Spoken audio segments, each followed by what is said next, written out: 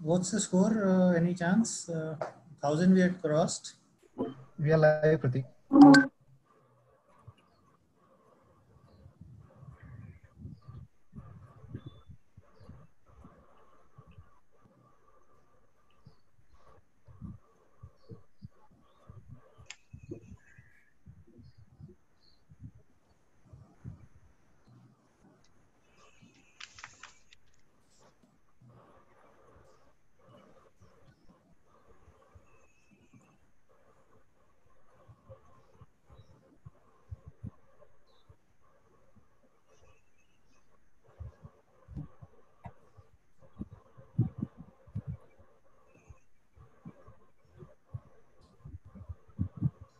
A warm welcome to our panelists and delegates who have joined us for the 7th Packaging Live webinar.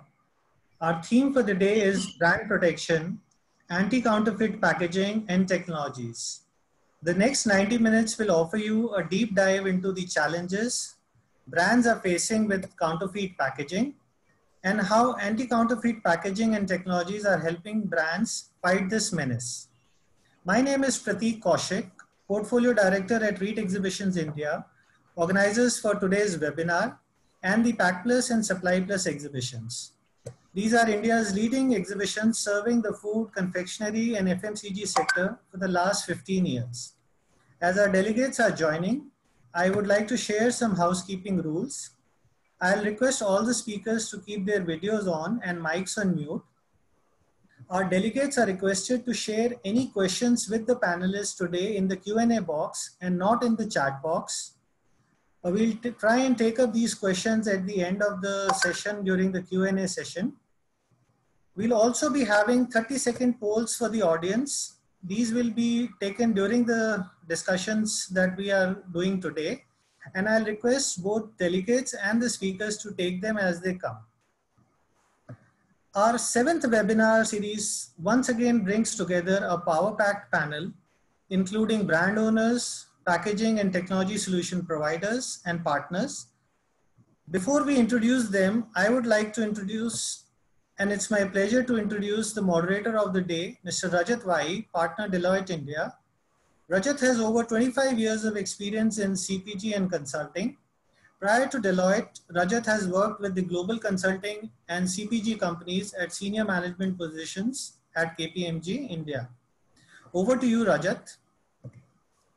Thanks a lot, Pratik. Morning, everybody. Lovely to be here on a Friday morning. Hopefully, we are starting to see the end of this nemesis that has plagued us all for the last many months. But thanks, Pratik, for the introduction, and welcome to all the delegates and the panelists. My pleasure to be here. My name is Rajat, as he's already mentioned. I'm with Deloitte Consulting. And, I think this is a very important subject because I focus on CPG and retail at Deloitte, and currently and continuously we are faced with the challenges around counterfeiting in the space, especially in tier 2 towns, rural markets where a lot of counterfeit product makes its way. And anywhere from, I mean, the numbers vary, but anywhere from 3 to 5% of total revenues of FMCG companies could be affected because of counterfeit products making it into the market. So on a excuse me, on a $60 billion industry, there's a huge number, huge impact, and while it is very hard to stop it, it'll be great to hear from the esteemed panelists today on their thoughts on that. So not in any particular order, I'm just going to quickly just introduce the maybe Pratik, if you can just put up the picture of the panelists there. So we have with us Mr. Subrata Day. He's the Deputy General Manager in Industry Engagement at Gs1. He's been engaged in driving adoption of global standards and best practices in India in retail and healthcare industry. I'm going to let all the panelists come and really do a bit of introduction about themselves. I think it'll be easier to do that because I probably won't do justice to their capabilities. Then we've got Mr. Milind Palany. He's a global brand protection lead, India and Southeast Asia, on South Asia, Johnson & Johnson. Then we've got Mr. Rahul Bhargava, Technical Director, Packaging Prescriptions, who's a VP and package, who was a former VP and packaging, VP packaging at Ranbaxy and Sun Pharma. Then we have Mr. Ashish Vasudeva, Business Development Manager, HP India. Mr. Ankit Gupta, who's the director at the Holostik Group. and then Mr. Mihir Mohanta, GM Supply Chain, Mother Dairy. So maybe we'll just maybe spend 2 minutes, and Ankit, since you're next to me, on my screen at least, I'll just ask you to start and maybe do a brief introduction about yourself and your company, and then we'll go to Ashish and Milind, etc. Sure. Thanks, Rajat. Good morning, everyone. I'm Ankit. I'm from Holostik. We are a diversified business group. Personally, I'm an alumnus of Harvard Business School, UCLA, and IIM Ahmedabad. Believe in education, believe in learning. And at Holostik, we've been solving this problem for 30 odd years. That's a brief intro. And also, I'm part of an accelerator called Smart Cities with Ashoka University and Microsoft as partners. So thanks so much, Ankit. Ashish, over to you. Thanks, Rajat, and good morning to all of you. I'm Ashish, and I'm right now working with HP Indigo, which is into the digital printing. And I have a total work experience of 20 years, and I've worked before HP. I've worked with organizations like Infosys, American Express, and GE Capital, to name a few. And I've been with HP since the last 10 years. And I've been fortunate to have got the opportunity to wear different hats, right from being the business operations manager to a segment manager. And presently I'm working as the business development manager with HP Indigo. That's a brief one from my side, Rajat. Thanks a lot. Thanks, Ashish. Milind, over to you. Thanks, Rajat. Good morning, everyone. My name is Milind Palany. I head the global brand protection enterprise function for a company called Johnson & Johnson India Private Limited. We are a broad-based healthcare company. For the broader understanding of the group, we have 4 different verticals, and my role is a cross-sector role which covers all the 4 sectors which Johnson & Johnson is into. We are into consumer division, we are into healthcare division, which is pharmaceutical division, which is called Janssen. We have medical device, and we have vision care division. So this is a cross-sector function, and I've been working with this company since last 4 years. I head the India and South Asia operations for this region. For geopolitical issues, we don't cover Pakistan. Rest all the South Asian countries are covered by me and my team members. And I have a broad-based experience of around 12 years working with big fours like EY and KPMG prior to taking up this challenging role. And I look forward to a meaningful interaction with everyone out here, with my co-panelists and with the audience. Thank you. Thanks so much, Milind. Lovely to have you on the panel. Now moving on to Mr. Subrata, over to you. Yeah, thanks, Rajat. So basically, I look at the industry engagement for GS1 India, comprising of retail and healthcare. For those who are not aware about what is GS1, we are basically a global supply chain standards organization affiliated to the GS1 Global based out of Brussels. There are 114 member organizations. Our primary role is the adoption of standards in the industry we operate in. To give you an example, we are basically the number issuing agency for number which you see below the barcode. That's our primary role, but we also offer our framework or traceability, anti-counterfeit framework to the industry for developing those anti-counterfeit traceability solutions. Thank you. Thank you so much, Subrata. Rahul, over to you. Yeah, good morning, everyone. Rahul Bhargava this side. I'm basically a packaging technologist, passed out from Indian Institute of Packaging. Worked in various organizations, Dabur and Baxi, Daiichi Sankyo, Sun Pharma was my last. I quit last year to start my own. I'm into packaging consultancy, and I also have a manufacturing unit to make biodegradable chemicals, and it's coating onto paper and paper-based for oil and grease resistance coating. So that's a brief introduction. Thank you. Thank you so much, Rahul. Lovely to have you on the panel. Now over to Mr. Mihir. Hello. Hi. Hello. Yeah, we can hear you, Mr. Mihir. Good morning to you all. I'm Mihir Mohanta. I handle the supply chain function for fruits and vegetables of Mother Dairy. Mother Dairy is a large organization. Most part of it is basically milk. Then we have edible oil and fruits and vegetables. So these are 3 business SKUs that we have. But of this, most challenging has been the fruits and vegetables. All the 3 of our perishable products, but challenging one is the fruits and vegetable supply chain. I handle the supply chain for fruits and vegetables. Thank you. Thank you so much, Mihir. We are all big fans of mother dairy in India, and it's good that you guys do a great job of getting the milk and the fruits and vegetables closer to our home. So thank you for that. Welcome, sir. Okay, so we'll kick this off. Any early sort of comments, thoughts from the panelists? We'll keep it a bit free flowing. I mean, we have some questions that we'll go through, but clearly this is as I talk to our clients, and I just very interesting conversation with a few clients.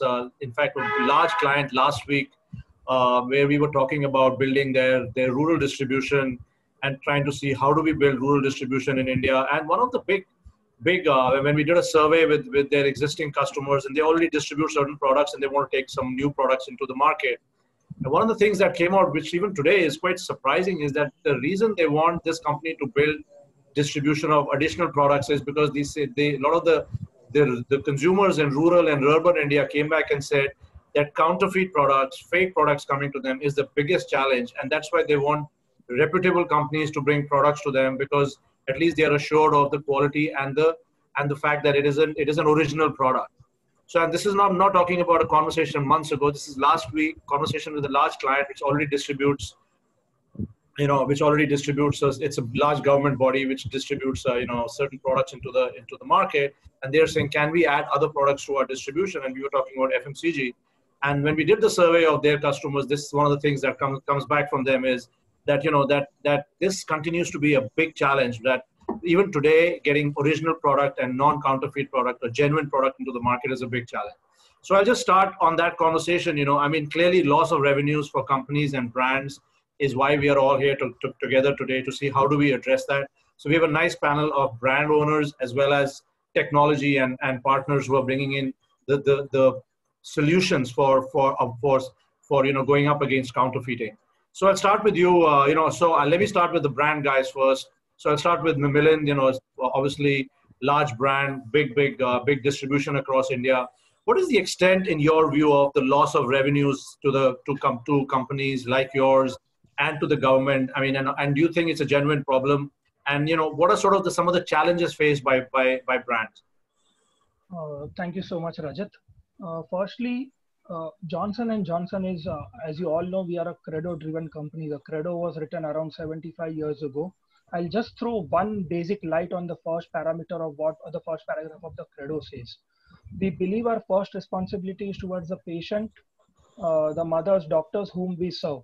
So straight away for Johnson & Johnson, patient safety is the topmost priority. And that's the reason we have a dedicated global brand protection enterprise function, which is having a global presence.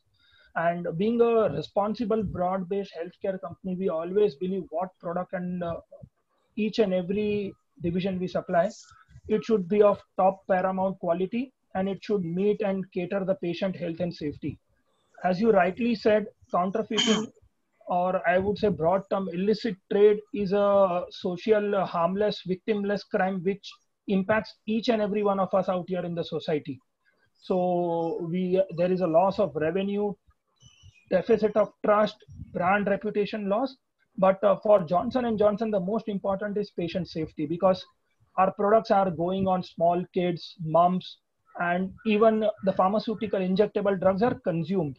So we don't want any kind of I would say, a threat to the patient. From that perspective, we are a zero tolerance company, and we make sure whatever I would say the path forward is required to take action against this illicit trade, we go all out, and we support all our business enterprise functions within the India and South Asia to try to curb this problem. I would say we'll not be able to end it because it is a fight between us and them, and we always want to be one step ahead of the curve. That's the reason this packaging and brand protection technology plays a very pivotal role in this overall scheme of things, to make sure we are one step ahead of the curve when we are dealing with this illicit trade.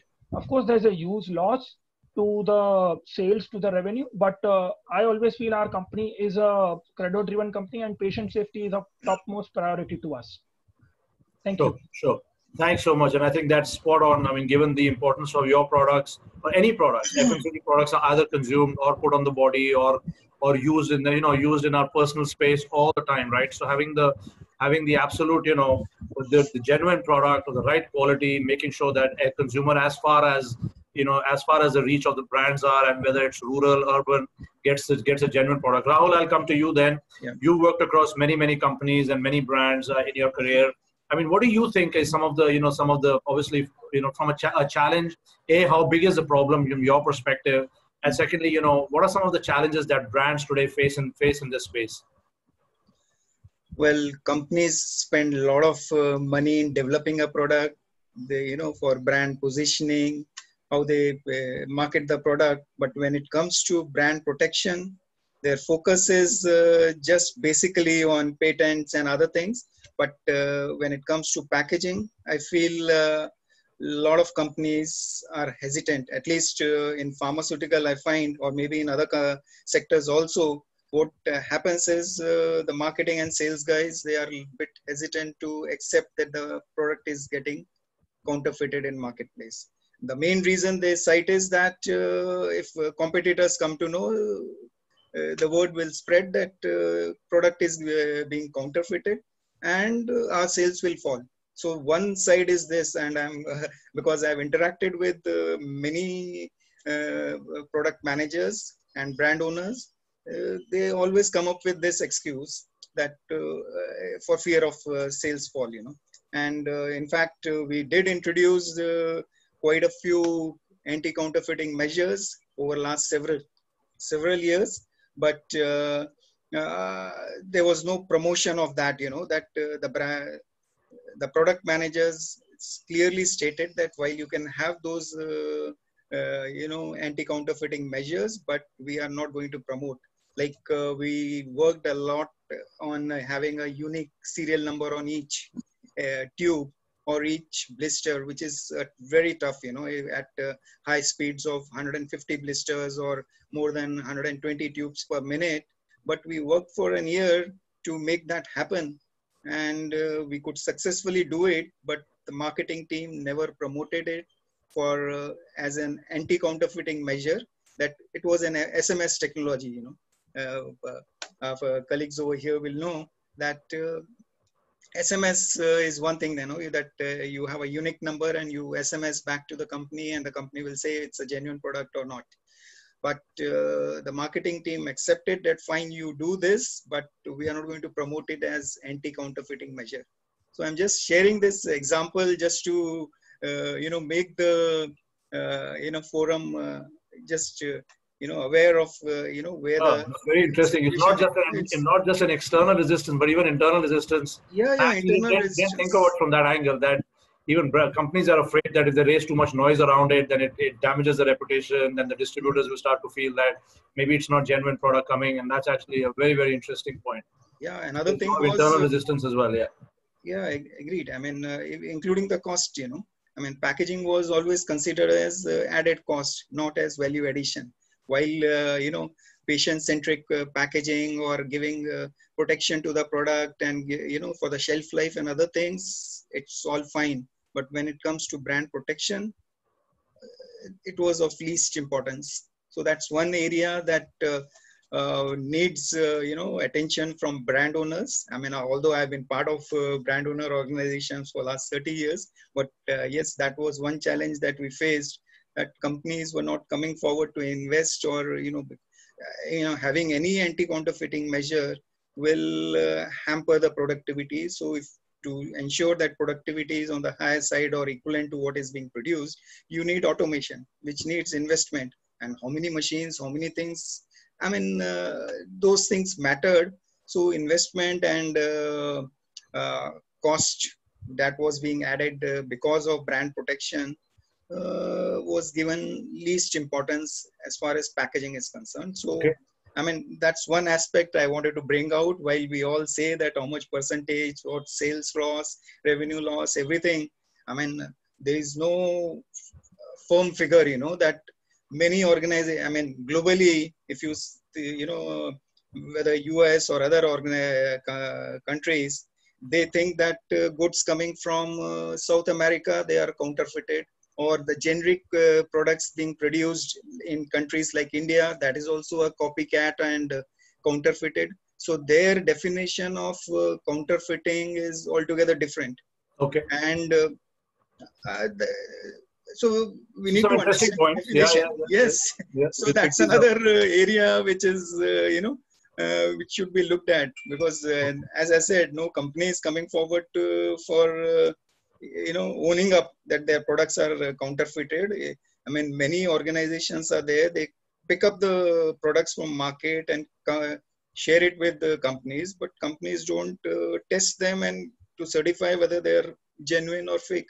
So there is a lacuna from the industry side also, that they should come actively, into doing all these things.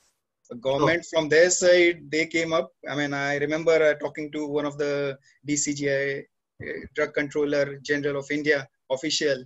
He said that they picked up more than 1 lakh samples across India, from cities, towns, villages and all.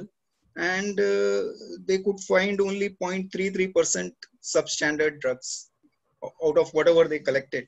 So there is a problem, but how much percentage? Some say 25%, some say 20, 10%. So there is no figure which will, firm figure which will say that this is the revenue loss.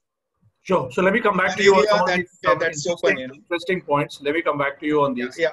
Some very interesting points. One is internal resistance. Secondly, lack of being able to figure out what is the third is the investment behind it. Yeah. So I'm going to come to Ashish. Ashish, you're wearing a hat both from a technology provider as well as a brand.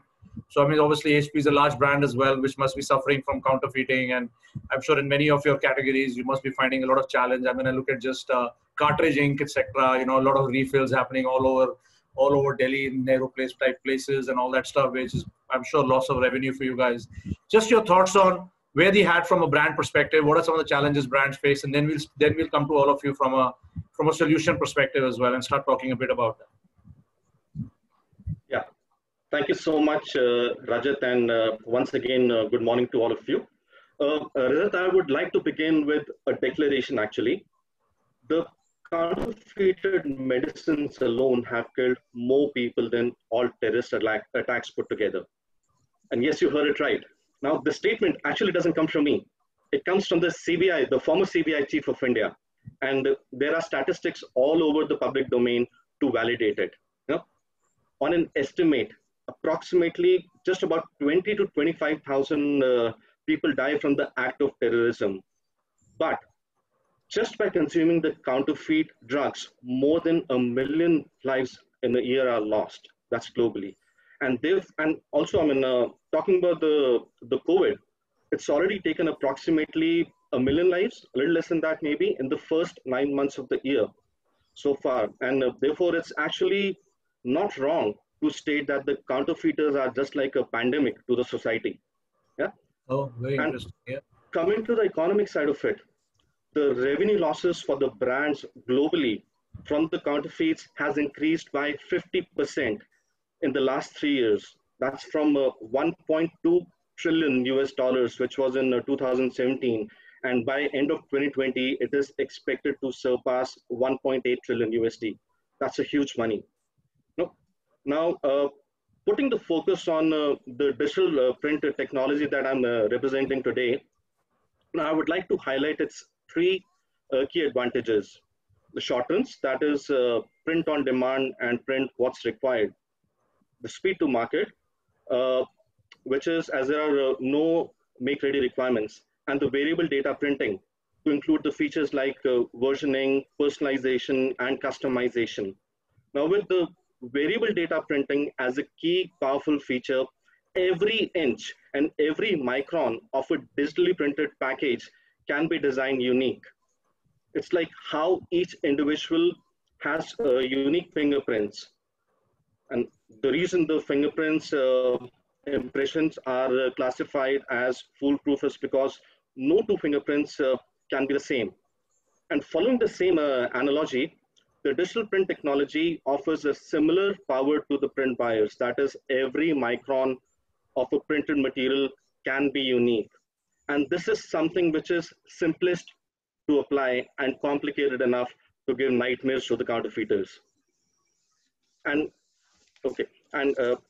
this can really, really empower the brands to have an endless creative possibility while having innovative track and trace and brand protection solutions in place with the utmost simplicity and without diluting the primary essence of a product packaging design.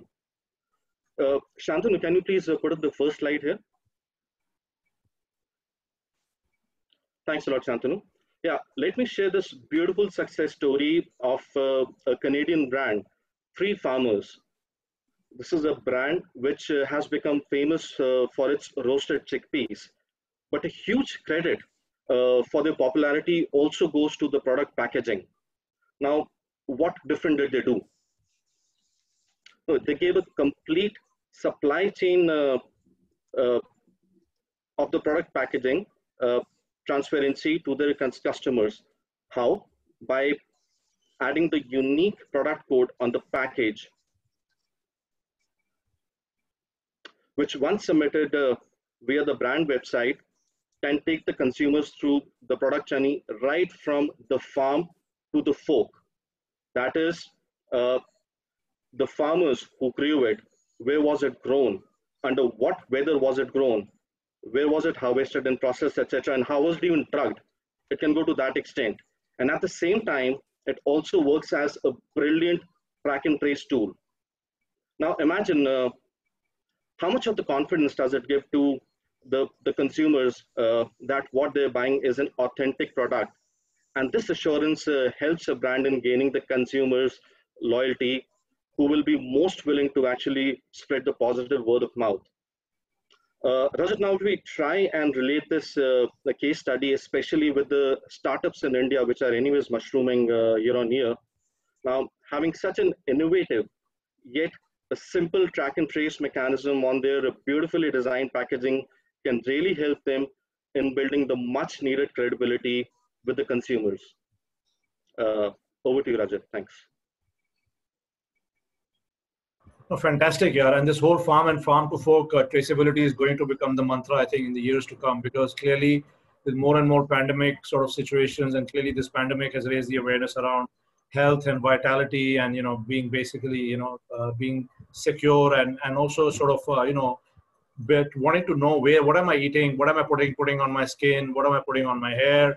You know, it's just all of this is going to become very, very critical. And I think at some point, companies will have to start spending on money on some of these products to start say, where was it farmed, who was the farmer, can I build some traceability. The moment I put in the code, can the actual product, can it take me to the actual place where it was actually grown? Let me see the farmers. It's just also, it's a good way of engaging with customers beyond traceability, right? Because that's important. That's very, very important. Right.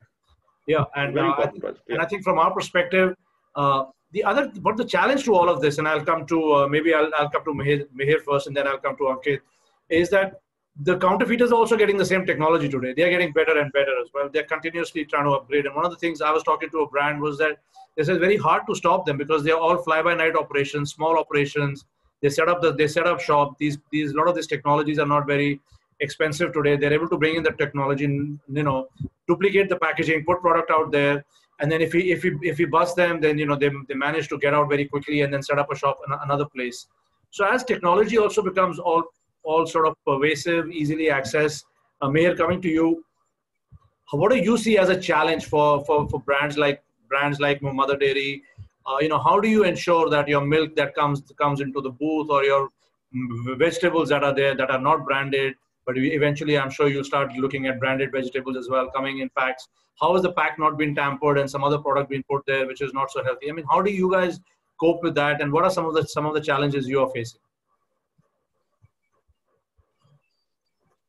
Mihir, can't hear you. You got to unmute. He'll have to unmute. Yeah. Can you hear me now? Yeah, I can hear you. Thanks. Yes. See, I'll cite one example of Shuffle frozen peas, because we are the pioneer in terms of doing these frozen peas in India, bringing the technology and starting the product and branding it as well as a Shuffle frozen peas. But all that subsequently what followed was there are others who also came in, but everybody started selling it as a Shuffle mutter. So it has become a generic name to sell, even if it's a loose product or a packed product. And there are many counterfeit names like Safal, Saral, Sahaj. So in a similar line, but it is actually very difficult to check everything. We also don't make so much of effort in terms of changing them. But what we do is to maintain the quality, which is much above the standards what they maintain. They generally go for an end season production where there is a very high maturity. So product itself differentiates, but when we stop the production, actually they others go to the process, go and process the product and pack it. So there is a differentiation in terms of quality itself. Second, we also price it because we process in a period where the prices are also high and the maturity levels are not very high. So our products are premium products. Then the supply chain that we maintain, the cold chain integrity is what we look at. That is, the cold chain is not abused, temperature is maintained. So the quality what customer gets is very different. They feel it differently than what they buy from the market. So one way is to differentiate it quality wise. The other way is to price it a little bit premium. But definitely we don't keep changing on the counterfeit products because there are too many and many products are there. I think that's an interesting point as well, right? That seems to be the challenge for a lot of companies. How much do you chase? How far do you go? And how far do you go without damaging your own brand? Because then everybody starts to say that there is a counterfeit shuffle in the market or counterfeit this brand in the market. That can have a bigger impact, right? Any other thoughts, Mayor, before I go to... Yeah, I give you another example on the milk front. See, we sell token milk.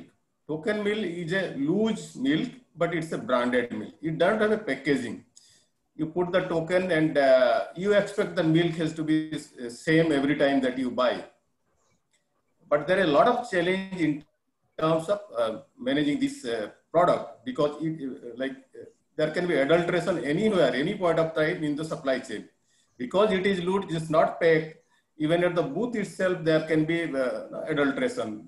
Somebody can add water, somebody can add sugar, things like that.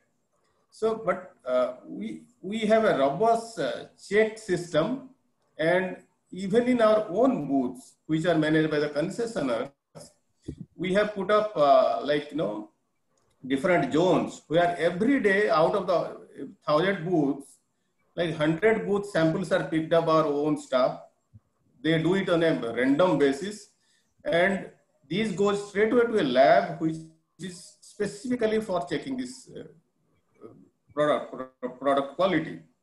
Now, if it comes negative anywhere, straight away the concessionaire is suspended. So there is no question asked. Fantastic. So that's the kind of rigor we maintain so as to maintain, because it's a loose product, loose as well as a branded product. You don't have a packaging into it, but we still have to maintain the quality. So that's another example. So that's good to know as a consumer as well. So that's a very positive thought. Thank you so much, Mayor. So I'll come to Ankit now. You guys are providing the solutions to this to stop counterfeiting. How do you? What are some of the solutions that are relevant for brands like Mother Dairy and J&J and HP today? And also, how do you stay in step with and stay ahead a step from the counterfeiters and people who are also willing to invest and bring in some of these technologies quickly to copy products, to improve the quality of packaging, etc. How do you do that? First of all, thank you, Rajat. Thank you everybody for having me. Actually, the answer to your question, Rajat, to begin with is actually very simple, right? It's innovation, right? So you've got to keep innovating. You've got to keep ahead of the curve. You have to be aware of what's happening in the market, what level the counterfeiters have reached, and hence you have to be always ahead of the curve. I think it's something as simple as that. It's the antivirus, what we all have lived with, right? We all know computers get hit by virus, so you work on an antivirus, which is better. Similarly, in case of counterfeiting, you got to keep innovating. And that's what we've been doing as an organization. We've been doing this for about 30 odd years. Proudly to say that we were the pioneers in this space. I'll actually request Shantanu to pull up the slide also so that I don't repeat it. Yeah, so just a very brief, so 30-year-old company helped about 10,000 odd brands globally, serving over 90 odd countries today. Proudly made in India, make in India. So something we've been doing for a very long time. And state-of-art 5 manufacturing unit, 12, 750 plus people. And these are some of the brands, a very, very limited view of the kind of brands we've worked with. Again, every customer, every brand has its own challenges, right? So we have to understand that challenge and accordingly customize the solution. Coming to technologies, Shantanu, if you can take it to the next slide. Yeah, so if I were to broadly break it down, right? But again, this is not a comprehensive list. I've just listed a few technologies here. So physical side, right? So basically anti-counterfeiting, there's holograms, security inks or security printing, tag-ins, which some of the technology providers here would be aware of, scratch of labels. So this is the physical side, right? So this is what can go on the substrate of the packaging. The second connect, the way I look at it, the way we look at it is how do you connect this to the digital front? Right, so those connections can be established using, earlier it was barcodes, and barcodes still exist obviously in a big way. Then QR codes also came in, and slowly, but in a very limited view in the Indian context, we're starting to see RFIDs. Right, so this is how you're connecting the physical world with the digital world. Now on the third front, what you have here is a digital front.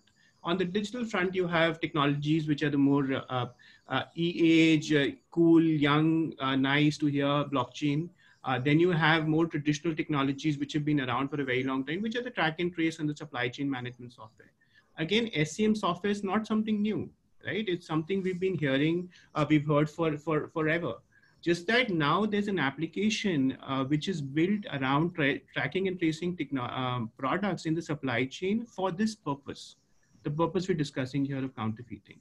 And one other point, Rajat, I'd like to bring, which you said about 3 to 5%. In our experience of talking to so many brands, that number, when you talk about it behind the screen, when you're not on the stage, that number can vary anything from 10% to actually 50% in a lot of in certain brands in certain industries. So we've been getting to about 21 industries. So obviously counterfeit stats vary from industry to industry. So this is how one should look at it. Why I've listed this is because there might be a lot of brand owners here who are listening to us. They need to understand that it is these three pieces they have to look at. They can't look at it in isolation. One of the classical mistakes. So it has to be all three pieces have to be looked at. I mean, or can you just do the digital part, or then what do you need to link up all? It's a journey, right? It's a journey which one brand has to take, and one has to understand the pitfalls which one technology has and which can be countered with the other technology, right? So basically every technology has its pros and cons, and that's what one has to keep in mind. Why do you think currency has so many technologies? Right? Currency has so many technologies. When you look at just that currency note, it has so many technologies because every technology has its limitations. So you have to understand as a packaging expert in the company, in the brand, that every technology has its limitations, and these limitations have to be countered using this other technology. And that is where solution providers like us come in, right? Because we understand the pros and cons of technologies, and hence we're able to combine them together to create the right solution to solve the pain point of the brand. And that's what we've been doing, right? So you mentioned about when you were asking Ashish about the cartridges. Similarly, we worked with a global brand who had exactly this issue. Nehru Place, cartridges getting filled. Right, so their use case, their problem statement was absolutely different, right? The problem statement was that ink cartridges are getting filled. So they wanted to create a system to incentivize the reverse supply chain.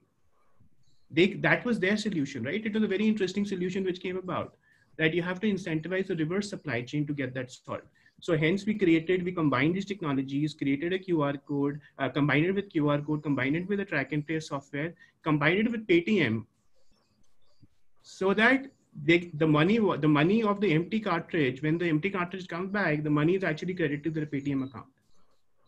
Oh, wow. So it's very different. It's similarly plumbing, right? So if the plumber is the final user of a sanitary ware product, or electrician is a final user of an electrical product.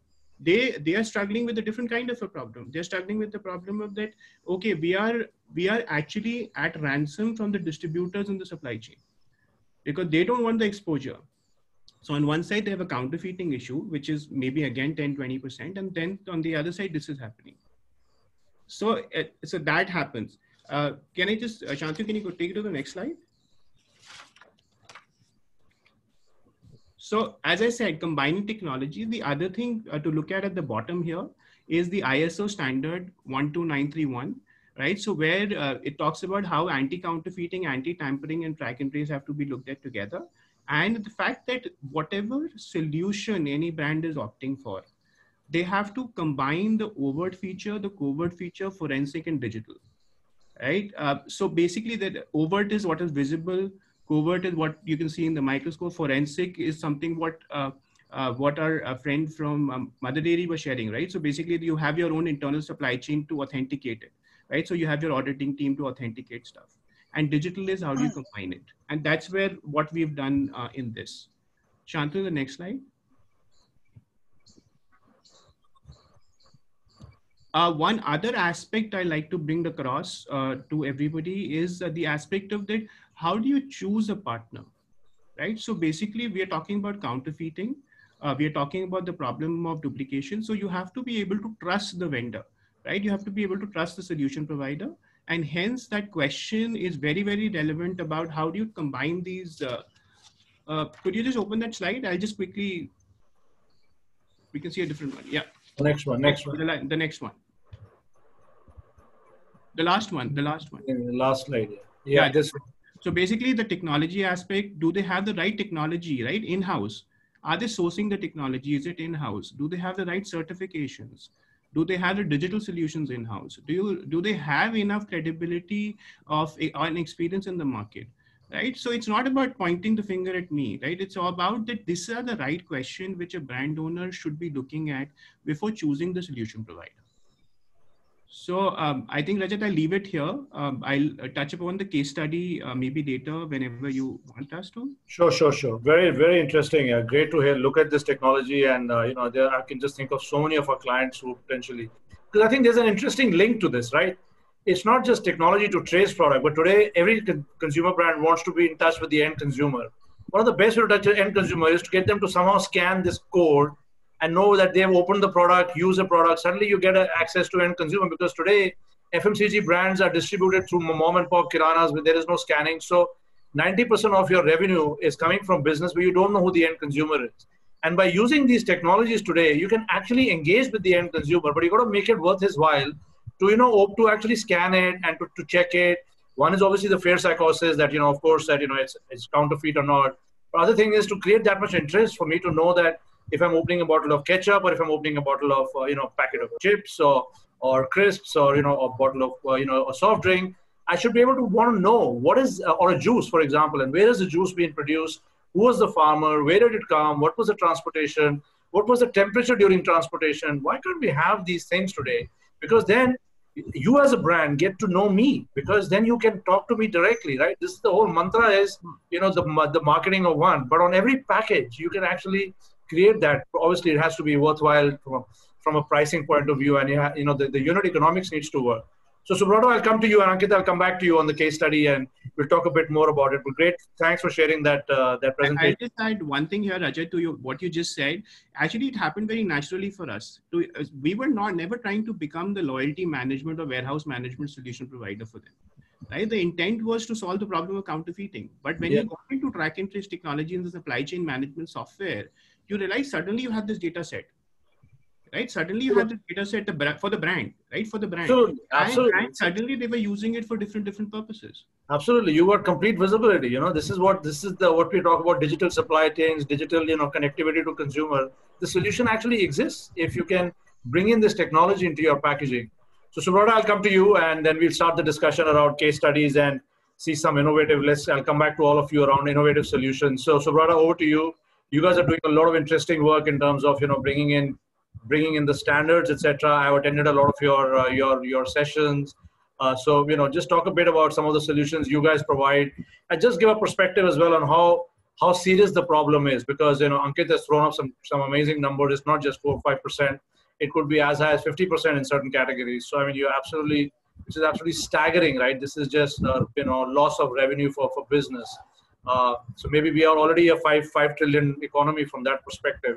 If you really add up the numbers, actually it could be. So anyway, Subrata, coming to you.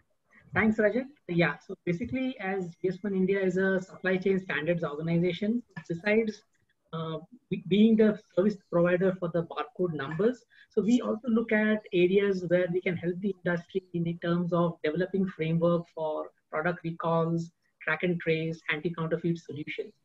So what we try to do is go to the root of the problem actually. So what we have found out actually is that the existing supply chain in many sectors today is not fit for the purpose in terms of its ability to cope with the challenges of the growing counterfeit problem.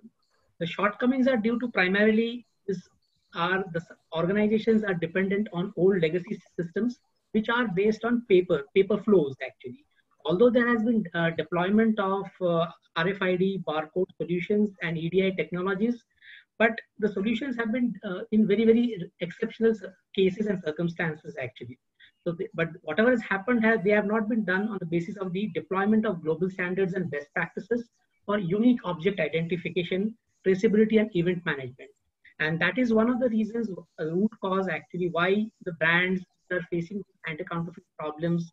That is one of the primary reasons. At the bottom of this lies the unique identification of the object, so which is primarily not happening in a lot of the scenarios which you are facing today in the world. As a supply chain standards organization, our perspective has been to engage with all the stakeholders in the supply chain to mitigate the challenges by devising anti-counterfeit strategies that are based on the Gs1 Visibility Framework. So in the Gs1 Visibility Framework, we have 3 foundational pillars, that is identify, capture, and share. In the identify pillar, we talk about how we uniquely identify a product or an object or a location or a logistic unit.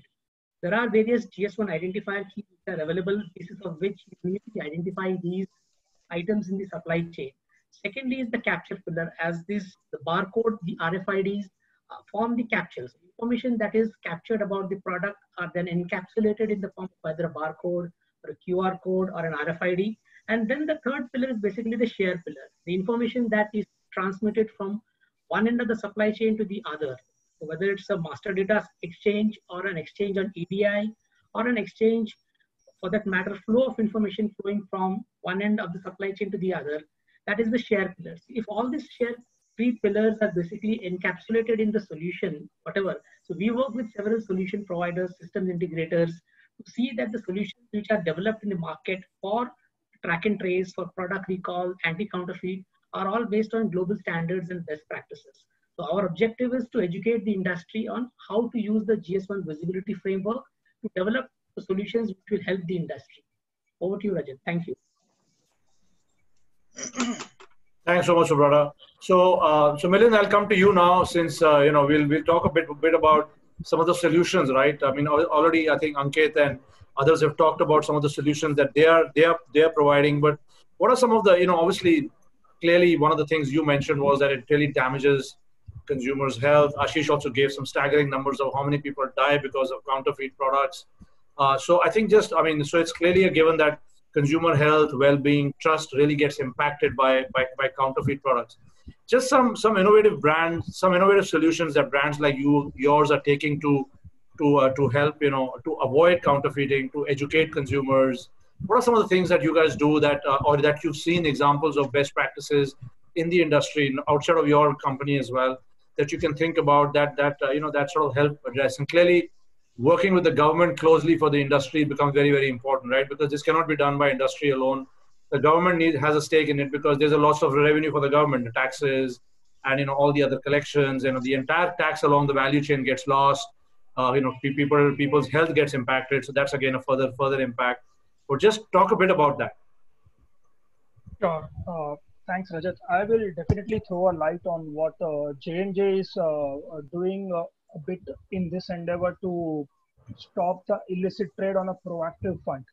I'll just take a step back, Rajat. Around 10 years back, most of the organizations, or I would say at the start of the century, it was like a whack-a-mole approach, where most of the things were reactive, where people used to get some information from either the sales or the commercial or from some person complaining on the customer care, and then it should be a reactive mode of action, taking the understanding of where these leads were coming and what actions were taken, be it a criminal raid or a civil raid, to understand this entire gamut of illicit trade which was happening around. As we evolve and as we move into this COVID era where everything is now moving from offline to online and e-commerce is gaining more and more importance. Even a guy who was in the age of 50 to 70 years, he didn't have an understanding of e-commerce. He has started exploring Amazons and other B2C platforms. So keeping that in mind, and as we have transgended from the last 20 years, I would say J&J has a very clear philosophy. We look into the end-to-end ERC solutions, supply chain solutions. Right from the inception to the end deliverable to the consumer, we try to embed technology. I will just say we put technology into 3 categories of bucket. One is the low-cost security solutions, which can be graphic and physical anomalies. It can be a microprint or a special printing patterns, or it can be a shrink sleeves or an induction sleeves. J&J categorically collaborates and puts this into a low security features. We even do get into moderate security. It can be a UV fluorescent invisible inks or a hologram or a optical variable inks. We put this into a moderate security bucket. We even have a categorization where we feel there are high security solutions which are available, like a tamper evidence security seals, or a high security ink, or a track and trace serialization, or getting into digital authentication codes, as Ankit was rightly saying, because that's a new mantra, be it a AI or a digital fingerprinting or a watermark or codes. So all I want to say to you is, depending on the COGS and the sensitivity of the product we are into, like I'll just give you a typical example. We have a category of oncology products. Just to keep the term simple for the webinar participants and all the panels, oncology product is like saving a cancer patient. It's a cancer drug. So these are very, very highly expensive products where a vial or a bottle can even cost $1,000 or even $2,000. Of course, we work with various government and nodal agencies where we have a patient assistance program where we do provide them a free sample depending on how the economy and the capacity of the individual is. So we do support from a CSR perspective. But when I'm saying or talking of a product which is costing $2,000, I don't mind spending $2 as far as the technology solution goes on it. It can be as good as a label, which is a void label. It can have a security ink, and it can have many other things in it. So on such products, we don't, I would say, put a cap where we would want to look into profitability part. We can even spend $2 on a vial to get such kind of technology embedded, and we have done it. Because most of the products are embedded, we do deploy a sticker, which is a very, I would say, tamper evident seal proof sticker. We have some special security ink in it, which is visible to only specific people within the organization to check through a specific reader whether the product or someone has tried to mimic or copy that particular label. And then there are COGS element. If I want to put into a medical device bucket, there are lots of products which are again costing $1,000, $2,000, $3,000. We go for some high-end security solutions which are available in the market. And we of course work with various esteemed solution providers, even with Holostik, and even if the opportunity is given, we work with various other players. We even take some support from Holostik. We even take support from HP and also other vendors who are available in the ecosystem. That's a bit about the products. But then when I come specifically to consumer products, those are bulk products, Rajat. There are lots of complication. It's a flowing water, I would understand. You can't disturb the supply chain because from a collaboration perspective, you need to take 10, 12 players on the board. What the supply chain currently looks like, and to get something into a flowing water where every day millions of products are getting produced, it is a very difficult task to get supply chain embedded, to get the packaging, sourcing, even the demand planning and the commercial team, because it has to be a full-fledged end-to-end project. So J&J is a very collaborative company. We work into collaboration, and given the opportunity where the COGS are available, we do embed technology and we embrace where a lot of things are proactively being taken care so that we are one step ahead of the curve. It can be a simple design anomaly where changing a dot or changing something which from a visible eye, it is not visible to any end customer or a guy who is trying to counterfeit by just copying the artwork. That's where my department and we collaborate internally within the company to make sure we have such changes done. If there's an opportunity to upgrade the artwork when there is a new project which is being launched or there is a technology upgrade, we do some design anomalies. if the COGS is available, we go for some, I would say, a medium security. And if there is a consumer complaint, or if there is an injectable product or a pharmaceutical product where the counterfeiting is taking place rampantly, we even go for digital solutions. We go for codes, we go for a digital fingerprint, we go for something which is, in today's world, I would like to add, every person is moving to a 4G technology or a mobile-based solution. So we take a call internally first whether we want to give that solution internally to our organization. We give it to our commercial teams, our quality, supply chain, so that they can sensitize, and when they are on the market or they are on the ground, they scan the product and they intimate us as early as possible to take some actions on those particular illicit traders who are available in the market. Then the final step is when we see a product where it needs to go to the end consumer. Like one of my co-panelists was saying, a SMS or a code, we do give some codes to them as well, so that they come back to the customer care, or we do give some a digital authentication solution to the end customer as well. So when they feel, we tell them, you download this app and you scan it. Right now, no company, I would defer it to my co-panel, no company would want to sensitize this in the market by saying our products are getting counterfeited and please scan. But if there is a requirement, if a customer complains on the customer care, we do provide that, because no one would like Rajat and the other panelists to get these things sensitized in front of the public, because at the end of the day, patient safety and trust and the reputation of the brand matters to everyone. But at the back end, all I can say is we are doing a lot of things to stay one step ahead of the curve, so that we try to fight with this illicit trade, and depending on whatever remedial action we want to take by embedding this technology, we go all out and we try to do whatever actions and enforcement which are available under the Indian civil laws. I'll take a pause, Rajat. Yeah. Thanks so much, Milind. Great to hear that. And obviously, J&J being world-class company with some of the best products, and also very close to the consumers because of the the medical element, and also producing some of the very key drugs that patients use. I'm sure that must be giving you guys enough to think about and ensure that all that has been done. So great to hear that. Rahul, I'll come to you now, since you worked across many industries and many companies. May I prompt, we have the audience poll also coming in. Sure. If you can bring in that, Shantanu. So for the audience, this is a 30-second poll. The panelists and the audience can take this poll. And we'll also get the results immediately after this. Okay.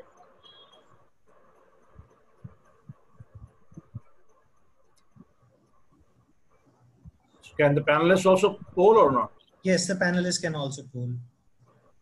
And there's only one right answer here? I mean, one answer you can put in? Yes. Okay.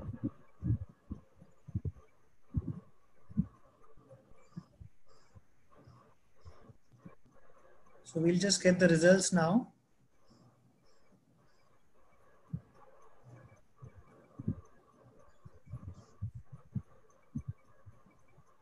So we have a reputation as the most critical impact on brands. So that's 49%. So I think that shows the way the discussion is happening. And I think, Rajat, you can continue with Rahul on the next discussion. Sure. So thanks so much, Milind, and thanks Prateek for setting that up. Rahul, over to you. Just some good examples of, firstly, what you already raised that point that Milind also averted to, in terms of, or even Prateek, Ankit also talked about a bit that, internally brands are a bit hesitant to talk about it. There may be a pushback from marketing to say that's great, but I don't want to really do it. Partly because the budgets are already stretched, cost a lot to, do that in FMCG. If a product costs $1,000 or even $100, I can invest in that level of technology. But if a product costs, 5 rupees, 10 rupees, what do I do with enforcing that kind of, control? So Rahul, your thoughts around what you've seen over in your experience and some good examples of packaging innovation or technology innovation to show some of this, show and capture some of this stuff to go against counterfeiting and stay ahead of the curve. Okay. As a consumer, I always found that hologram gave a best confidence to the buyer, and it still does. I mean, it was maybe 25 years back that hologram it was a bit costly to develop it. So not many companies were using maybe 25 years back. but it gave a lot of confidence to consumers when they buy the product that yes, there's a hologram. So company has taken some care to, you know, ensure that their product is genuine. And I'm telling you, even today, when people buy the product, if they see a hologram, it gives them some amount of satisfaction. That one, the company is spending something to, you know, whether it performs that task or not, that's a separate thing. But the confidence that it gives to the consumer is immense. And my thoughts are that, you know, whenever the consumer is buying at the point of purchase, he should know whether he is buying a genuine product or a fake. I mean, that's the bottom line. And there's no point when the damage is done that companies come forward to do the post-mortem. That's the damage is already done. If a fake thing is there and if medicine is there and it has already caused the damage.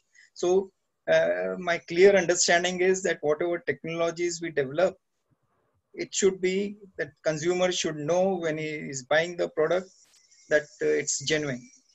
That's how do you communicate that to the consumer? I mean, when I'm buying a product in Kirana, how do I know if it's genuine or not? Because there's no pause scanning, there's no scanning there.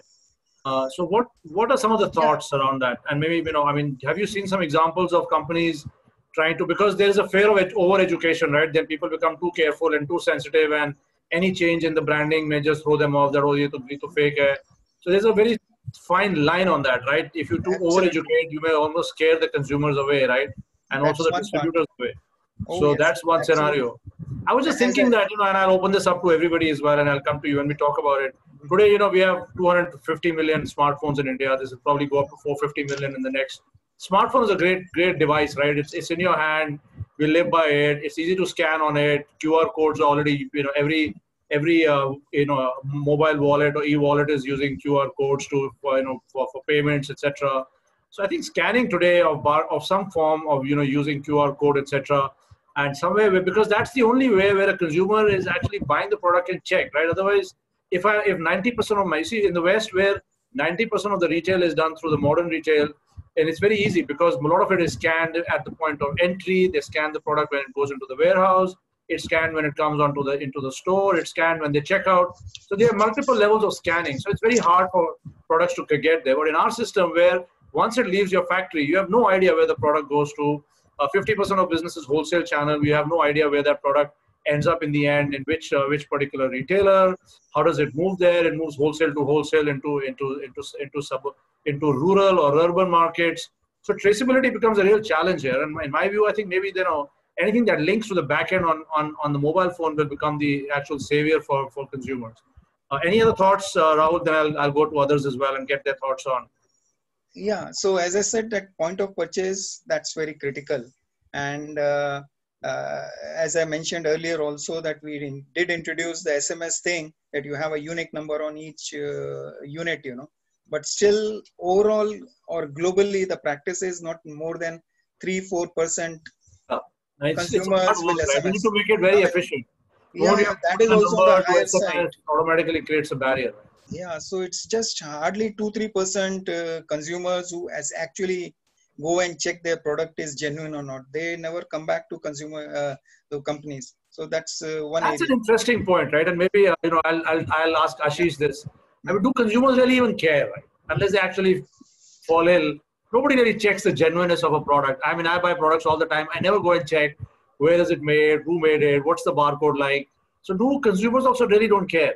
Unless they're buying a very expensive product.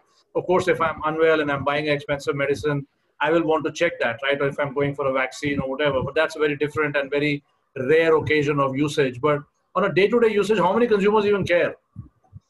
Yeah, I mean, before you proceed, I'll just add one more thing. Sure. Very interesting thing. I mean, since I'm from packaging background, the packaging technologies also help. You know, if you have some unique technologies which are not readily available, then you create a anti-counterfeiting feature itself. You know, like I remember we had. But if the consumers just don't care, why do we need to spend so much money on this? Maybe no, that's what I'm just coming to with an example. You know, we had an injection which was in glass ampule, which is made on roadside. You know, I mean, the ampules are available everywhere, but we moved from glass ampule to plastic blow fill seal technology. It requires huge investment for that, but we moved our packaging from one technology to another. And there we could see almost 25-30% jump in sales within 6 months. So we could just imagine that how much of loss of sale was there, and we could save that because of just switching the technology. And again, as I said, the blow fill seal technology, hardly 2-3 players are there, who make it. Similarly, we had another example of for the blisters. We had a conventional clear transparent PVC film. We moved from transparent film to a metallized thing, which was again a patented film. And although we did increase the cost of packaging, but it had that feature that because of technologies, it becomes a hindrance to have the counterfeited products in the market. So this is just another angle, the packaging technologies can bring in. Sure. You may not have passive technologies or active or digital and other things. Just through technology also, you can make your products, brand protected, basically. All right, thanks, Rahul. That's good thoughts. Ashish, coming to you. Yeah. I just want to ask, you are selling the technology. How many brands really, figure that consumers don't even care, right? So why should I spend all this money and put all this technology and traceability?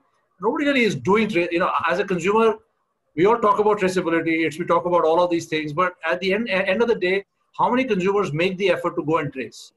मेरा juice कहाँ से आया या मेरा ये biscuits कहाँ से आया? I mean, you just eat it, open it, eat it, throw the thing. If it's bad, then you can go back to the local shop and beat him up and say, okay, this wasn't a great product.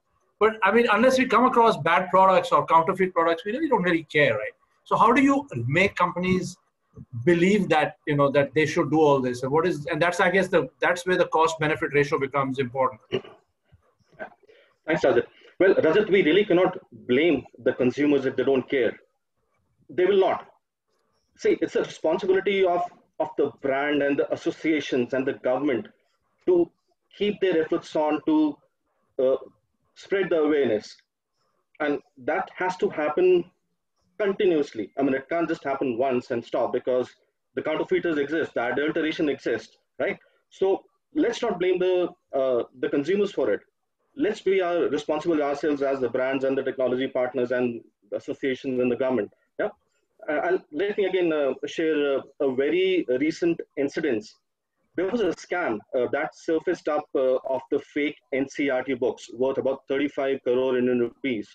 And we know where the act of counterfeit actually happened. For those who don't know, it was actually at the printer's site. Now, in the supply chain cycle of a product, its authenticity can be breached at any stage and by anyone. Yeah. Now, at HP Indigo, we have a workflow solution which is under development, which can actually help solve this problem in the future. Now, by safeguarding the artwork file itself, it will not just be possible to get the data on how many times the file was sent for printing or any attempts that were made to copy the content by probably a third party or who is not authorized. But most importantly, after the job is over, the file will get auto-deleted and a detailed report will be shared with the brands and the print buyers. Can I please request you to share the second slide for me? Thanks, Shantanu. Okay, now today there are the greatest and extremely complex and powerful multi-layered brand protection solutions which are available, which keep evolving with time, and so does the digital print technology, which I am representing, as I said.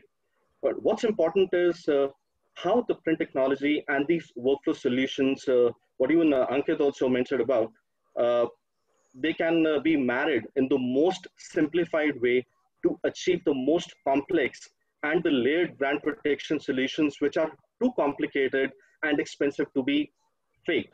Yeah. So again, I mean, this way we are trying to be a step ahead of the competition.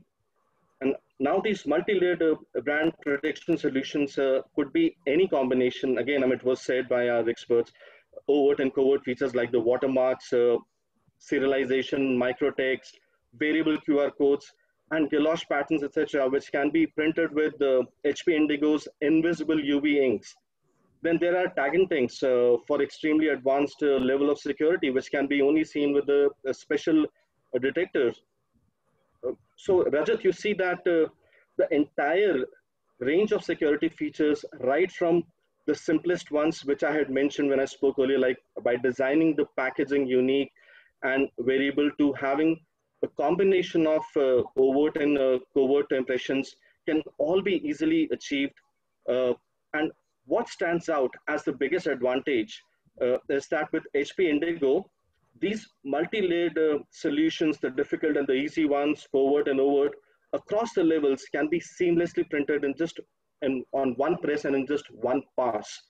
And this is done with the highest print quality and integrity, giving the complete design freedom to the brands across the flexible run lengths and the versatility in terms of the substrates, and all this with the negligible make-ready time.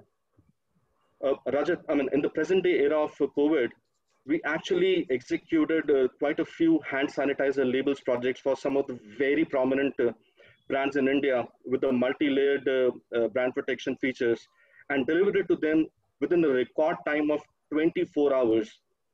However, for the confidentiality reasons, I'm sorry, but I cannot share much of the details. I apologize for that. But we are happy to share the digitally printed samples with the multi-layered brand protection features incorporated. And I'm requesting my colleague, Mr. Naipal Singh, if he could probably type his contact number and his email ID in the chat window. And please feel free to contact him for more details on our solutions, or ask him for your set of the brand protection sample kit to be sent. Rajat, sure, thanks. As it looks, that's great, yeah. And I think that, this is the kind of stuff that sort of reassures the consumer. Meher, I'm going to come to you because, again, it's a very exciting brand. You guys are in our homes every day, whether it's milk and whether it's bread or whether it's, your vegetables coming in. How many consumers, how do you ensure that the packet that's sold at the Mother Dairy booth is actually the genuine packet that's not been tampered on the way? I think on the loose milk, that was a great example of how you guys enforce that. How do you make some of this happen, and how do you ensure that this not getting changed along the way? The packets are replaced, or they're replaced at the booth or along the value chain. Are there robust systems in place to do that, and is that even possible today? See, all our booths are being serviced by our own network of supply chain, which are managed by our own contracted or our own trucks. So there, what we ensure is like how much is sent from here, what is received there. So after receiving, it also comes back to us. And then we have our people who are there as a sales staff, who keep checking, track it, trace out which are if there is anything even coming from outside, like for say fruits and vegetables, if something is coming from a different market, which they themselves have purchased, so those we are able to find out, and that's a rigorous check only, because you can't actually have a packaged product for every F&B. Shelf life of the product, these are very low, and then it is also very difficult to add cost on F&B, particularly fruits and vegetables. So we have our own system is to check how much quantity has moved. We do a balance sheet as to how much has gone, how much has been received, and what is the sales, what is the leftover balance. So these checks we keep doing it. And besides that, whether suppose something is available in the booth and which we have not sent, so that we can always verify. Okay. So we have the manual checks, but these checks are very rigorous. Okay. That that's great to know, and I guess that's what brands have to do, is to put in the manual checks and make them, through mystery shopping and mystery audits, etc. Get that stuff done. Subrata, coming to you. Any other comment, Mr. Meher? Anything else from you? Yeah, I think this is it is. We always wanted to put a system which actually traces back to the farmer, But difficulty with these is that we are competing with the open market. And because fruits and vegetables do not have a very high margins, it is difficult to implement. But however, we are still trying to make it for certain products like the branded bananas or say mango. So mango, what we tried doing is to manage the ripening part. We started selling ripen at your home. So we gave them the mature mangoes and asked customer to ripen at your home instead of buying some carbide ripened mangoes from other places. So that's the kind of innovative ideas we try even doing in the fruits and vegetables. Okay, thank you. Thanks so much, man. Thanks. So Brata, coming to you, just what has the acceptance been of the standards that you're putting in GS1 across the industry? I know you're making a lot of effort. I'm on that FMCG committee as well, of that organization we should set up. What is the acceptance on that? And then I'll come to everybody for last comments before we open up to questions. We're already at 12:15. So just your comment on that, and then we'll just start to round this up in terms of your own thoughts. Basically, in the retail sector, where adoption of standards basically has been high as around 90 to 95%. But in healthcare, what we are seeing the traction is that basically the standards are being adopted for the products that are exported out of the country. For products that are there in the country, there is still that gap and lacunae, because of which these issues, supply chain issues, still the secure supply chain has not been brought up to mark actually. That's where we are engaging with the industry to get them in sync so that even in the domestic market, they follow the global best practices, what they do. So our objective has been to engage with the solution providers, the system integrators, the brands directly through various webinars and conferences to convince them that, yes, you need to follow this. If you're doing it for one market, why not do it for the domestic market as well? That is in the healthcare. In the retail and CPG, we already have a national repository wherein we call it as a data card, wherein all the manufacturers upload all their product attributes in one single repository. And these repositories being accessed by all the retailers who are selling their products actually. And at the same time, we are engaging with the consumer through an app called a Smart Consumer App, which has been developed in collaboration with the Ministry of Consumer Affairs. So whenever a consumer buys a product, if he scans the barcode, he gets to see the contents of the products. He gets to see what are the attributes of the product, the image of the product. So it's one way of sense of assuring the customer that the product which he has in hand is actually a genuine product. But it doesn't mean that it's not a counterfeit or a non-counterfeit, but it's one way of reassuring the consumer, that the product that he has in hand is a genuine product. So similarly, our engagement with the industry keeps going on actually. It's a continuous ongoing process where we try to educate the industry on the benefits of following the global standards and best practices. Over to you. Thank you. Thanks, Yasubrata. So again, I'll just maybe some last comments, and Rahul, I'll start with you. Just briefly, your thoughts on this. You want to do before that, we are in the second poll. Sure. I think since we are at 12:15, maybe let's just do two polls, and then we can just do a roundup, because are we going to take questions here, Prateek, or are we going to not take questions now? Yeah, we can take a couple of questions from the Q&A box. Okay. You can check that and pick up the important questions. Okay. All right. So if you can just have a look at those while I just talk to the panelists, and we can in the meantime just do the poll, and we'll just start doing a roundup this thing.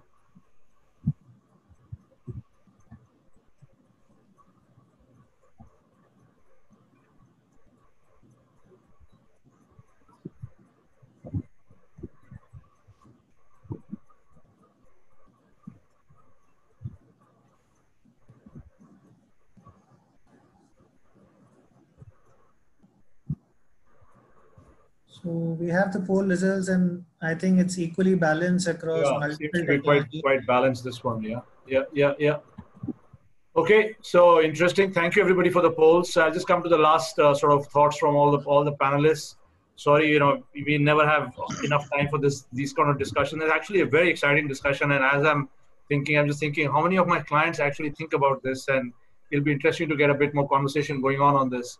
So Rahul, coming to you. Is counterfeiting here to stay? And is the consumer ever going to be enlightened, or is it going to be only based on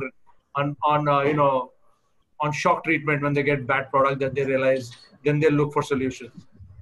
Well, my thoughts are slightly different. I mean, I'll just put it, you see, like in Western world, it's the onus is on brand owners to prove that their product is genuine or fake. So we should have a regulation in India that brand owners should ensure that whatever is sold of their brand is genuine. They have to prove it, that their product is genuine. So Okay. that's one thing that I feel that we should have it. Number two is government should give some incentive for people who are using anti-counterfeiting technologies. That's important. Otherwise companies won't do it, as I said in my opening statements, that no brand owner would like to spend anything on brand protection, especially for packaging. So unless you give some incentive to the companies, some income tax waiver or something of that sort, that is required. And number three, for the technology providers, you have to have some easy technologies which are easy to adopt, and we don't lose our productivity on shop floor, because no brand owner would like to lose their productivity, and have the cost angle also built into it, because that's also very critical. So these three aspects from my side, I think so, will make our society, I would say, free of counterfeited products. Sure. Thanks, Rahul. Interesting points. Ashish, counterfeiting here to stay, and how do we sort of enlighten the consumers to actually think about it? Because all the stuff you talked about, invisible ink and all that, it's great to have, right? But how many consumers are actually asking for it? So how do you make that?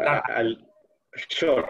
In fact, first of all, Rahulji, thanks a lot for a moment. I thought that I have another representation from HP Indigo with your just recent comments and the takeaway. Okay, coming back to Rajat. Rajat, see, many successful brands use their product packaging as a key marketing tool. You know why?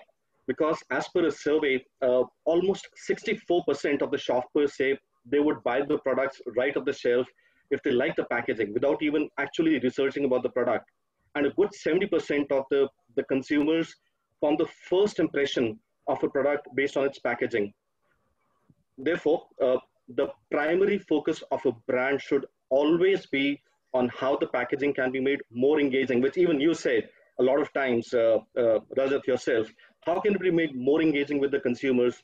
How can it be made more fun, more interactive and likable? For example, by personalizing it, customizing it, by adding the features like a mosaic and a collage that makes the design unique, or by using our special inks like a fluorescent ink or a metallic ink.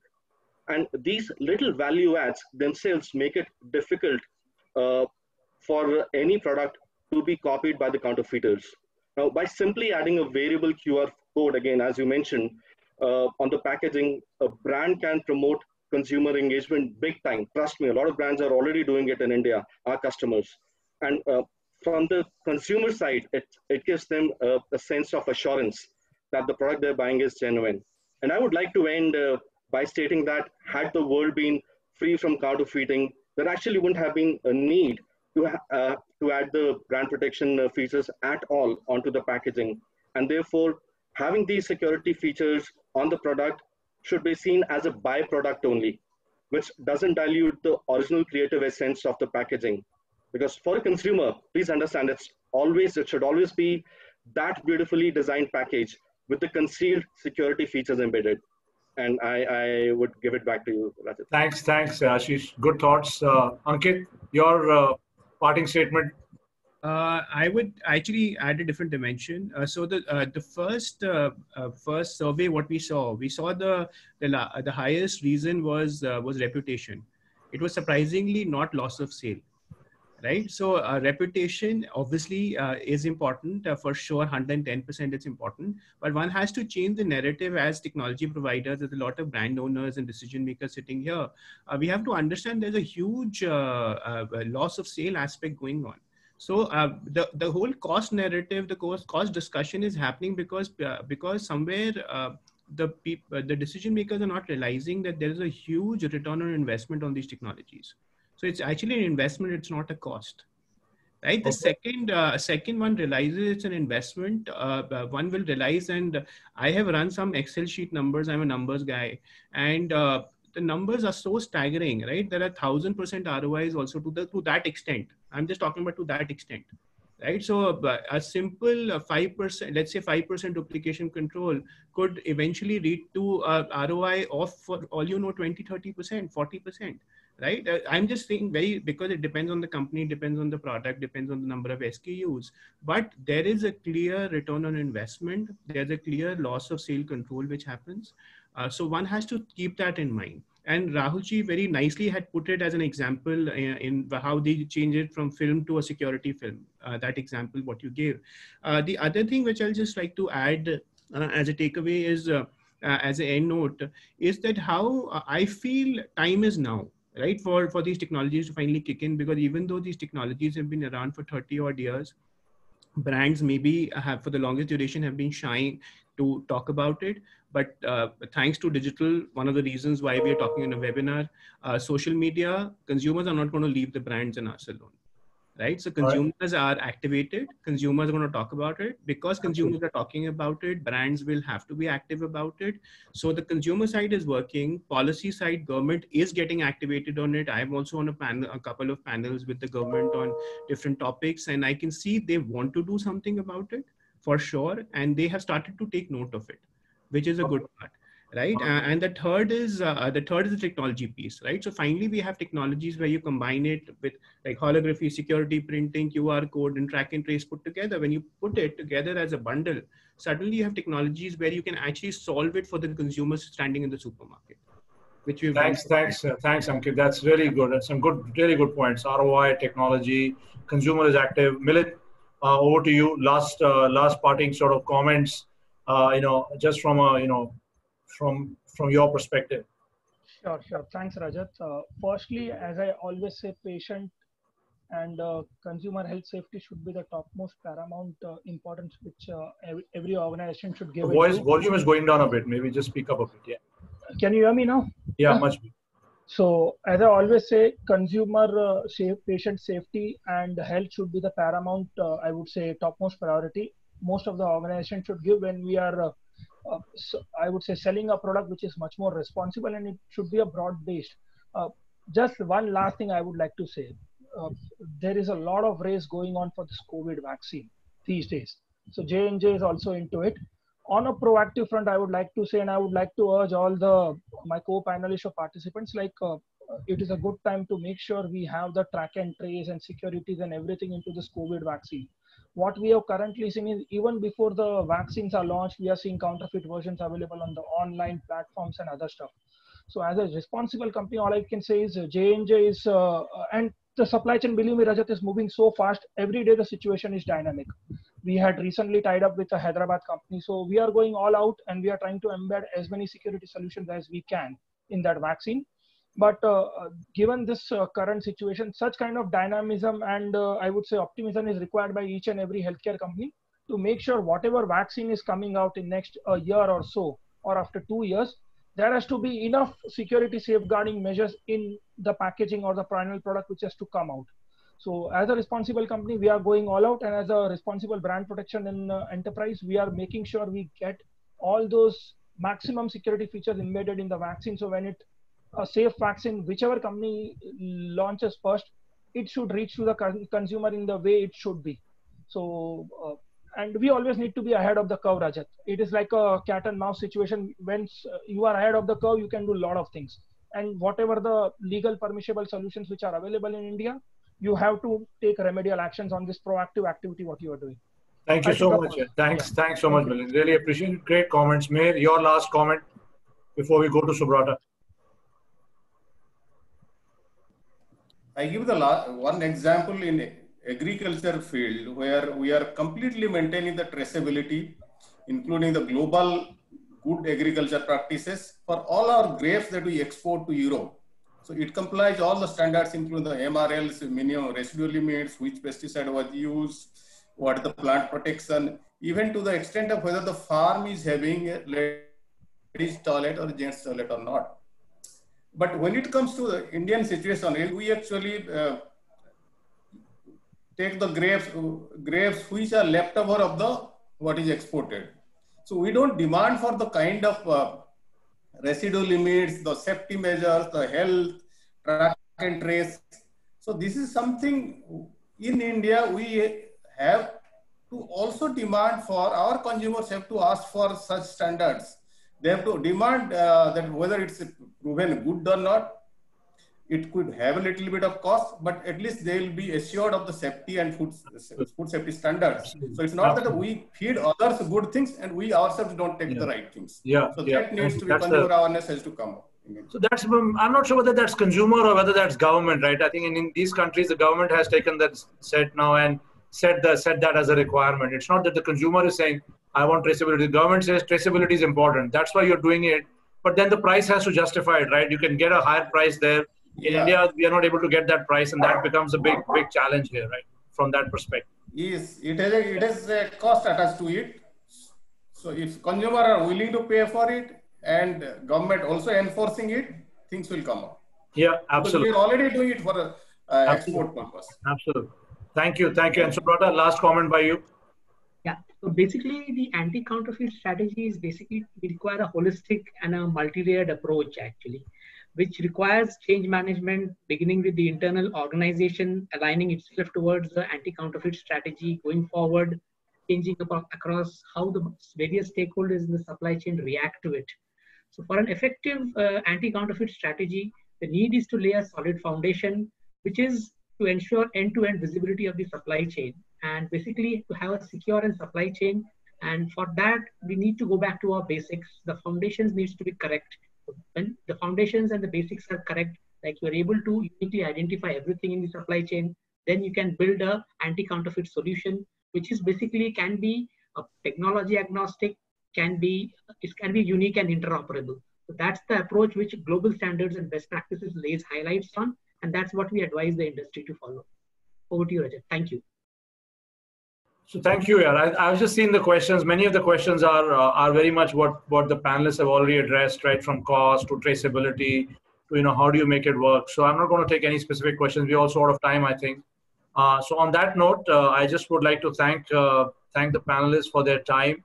Some great discussion. Obviously, a very, very important discussion as well for all our well-being and health, safety, ensuring that we get the right products. It's not just products we ingest, but products we put on our skin, on our bodies, product we give to our kids, products we bring to our homes in terms of bottles, quality of the PVC. All of that is relevant, right? And I think that the more we enlighten the consumers, and maybe I think it's a double thing, right? The government will only react when the consumers put pressure.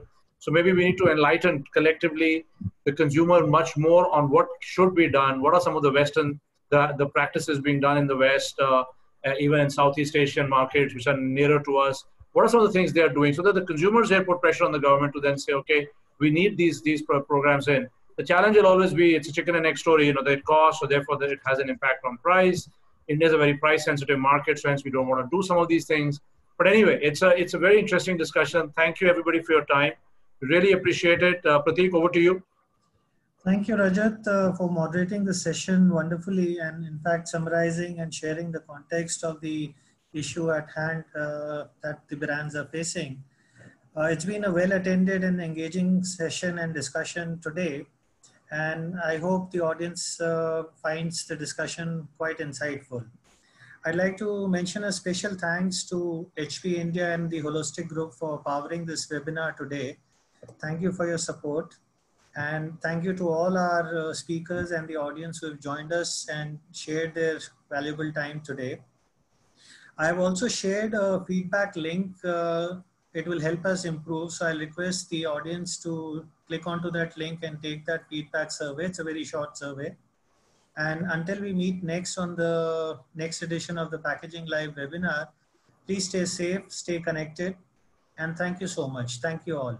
Thanks everybody. Thanks all the panelists. Thank you, Prateek. Thank you all. Bye. Bye-bye.